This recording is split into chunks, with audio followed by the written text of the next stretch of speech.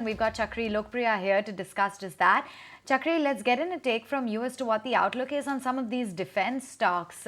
Given the fact that they are abuzz in today's trade, what is it that catches your eye within the sector?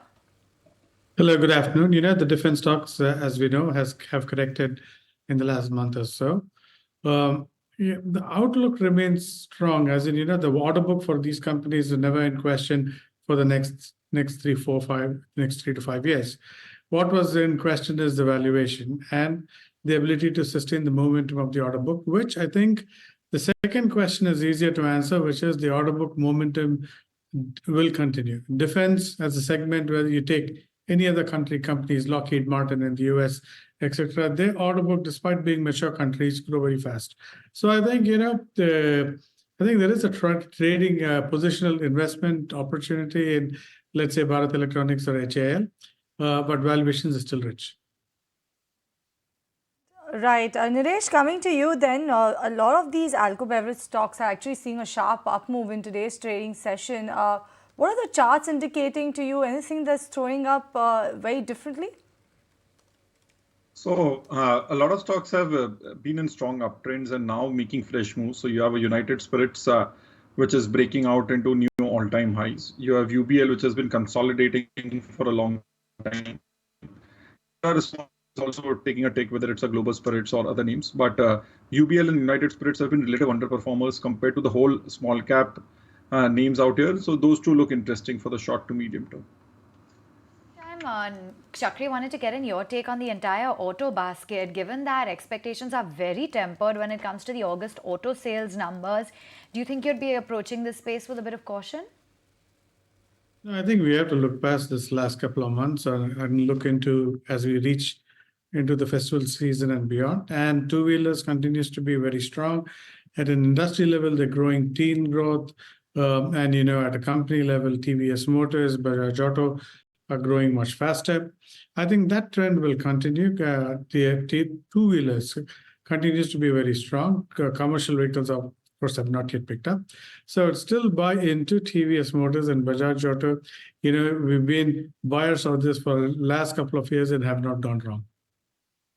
Let's take a look at the markets right now, because there are a couple of counters that have been losing steam over the last 15 minutes. You have Zydus Life that's seen a downtick of about 2.5% over the last 15 minutes. They've got a warning letter as well. So on back of that, take a look at Zydus Life.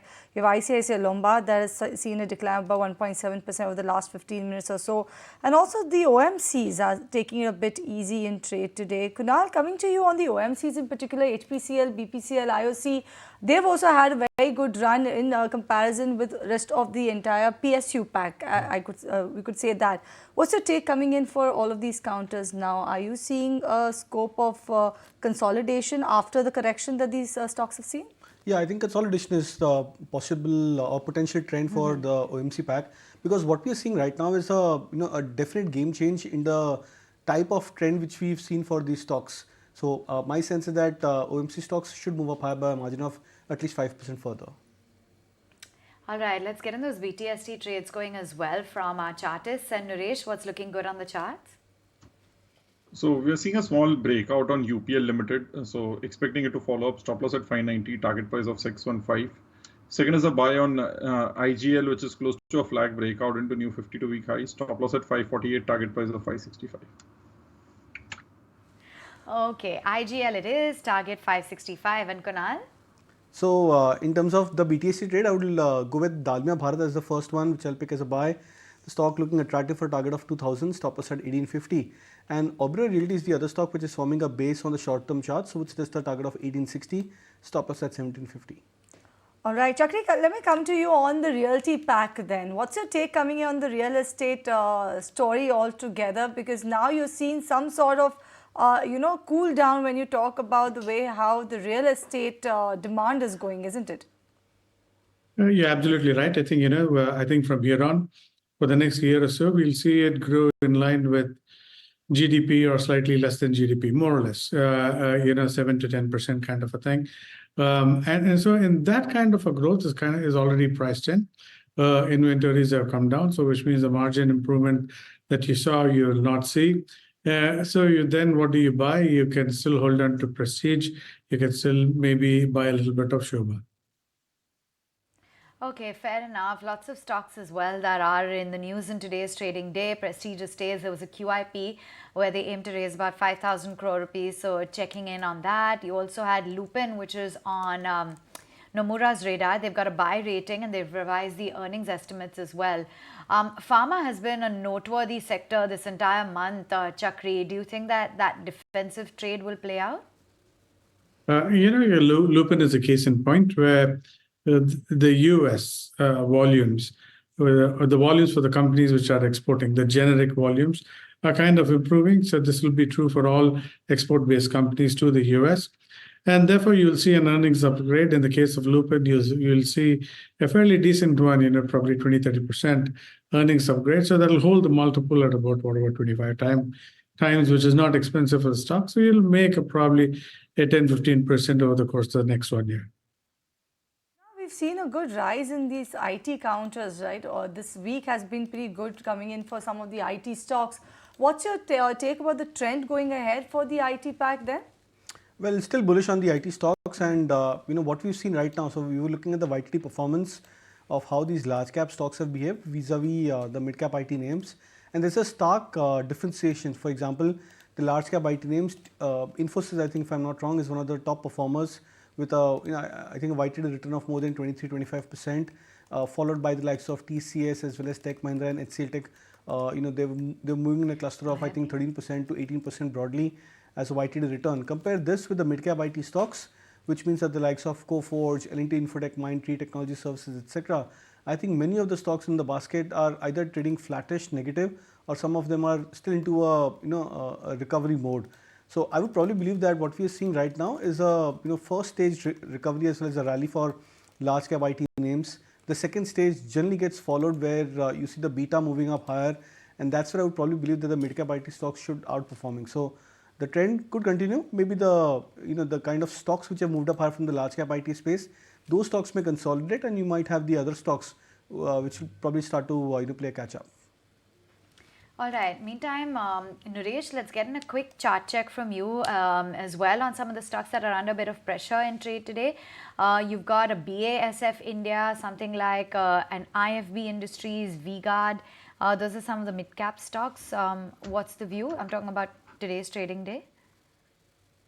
So most of these names, if you look at a BASF, it really had a solid run in the last say a few months, as well as a few days back it had hit some upper circuit ticks also.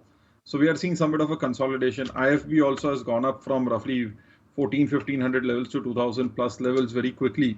So some bit of a pause. So same with V-Guard, has seen a 30-40% move really.